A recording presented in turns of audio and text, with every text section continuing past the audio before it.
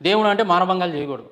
దేవుడు అంటే ఆడవాళ్ళు స్నానం చేస్తుంటే వాళ్ళ బట్టలు ఎత్తుకొని పోయి చెట్టు మీద కూర్చొని మీరు నగ్నంగా వచ్చి నీ 2 చేతులు ఎత్తి 2 చేతులతో నాకు దండం పెడితేనే మీ బట్టలు ఇస్తానని చెప్పి అలాంటి క్యారెక్టర్ ఉండదు దేవుడికి. తర్వాత దేవుడు అంటే భర్త లేని సమయంలో ఇంట్లో పోయి లేదా భర్త రూపంలో పోయి ఆడవాళ్ళని మానభంగాలు చేయడు.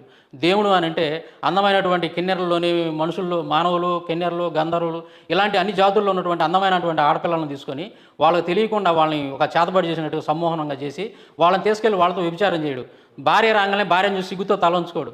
ఇట్లాంటి మినిమం కామన్ సెన్స్ ఉన్నటువంటి విషయాలన్నీ కూడా ఆ తప్పులన్నీ చేసేటటువంటి వాళ్ళందరూ కూడా వాళ్ళని మనం దేవుళ్ళుగా ఎలా అంగీకరిస్తాం? ఈ రోజు చెప్తున్నానండి, ఎక్కడైనా సరే ఒక స్త్రీని మానభంగం చేసాడు ఒక వ్యక్తి అని అంటే ఆ వ్యక్తిని మనం ఎంత నీచంగా చూస్తాం. అలాంటి వాడిని తీసుకొచ్చి మన ఇంట్లో పెట్టి పూజ చేసుకోం కదా. ఎవడైనా కానీ ఒక ఈ విధంగా ఘోరమైనటువంటి అక్రమాలు అన్యాయాలు చేసినటువంటి వాడిని మనం చీకొడతాం. Minimum common sense. అలాంటి వాడిని తీసుకొచ్చి మనం దేవుడిగా మనం పూజించలేం కదా.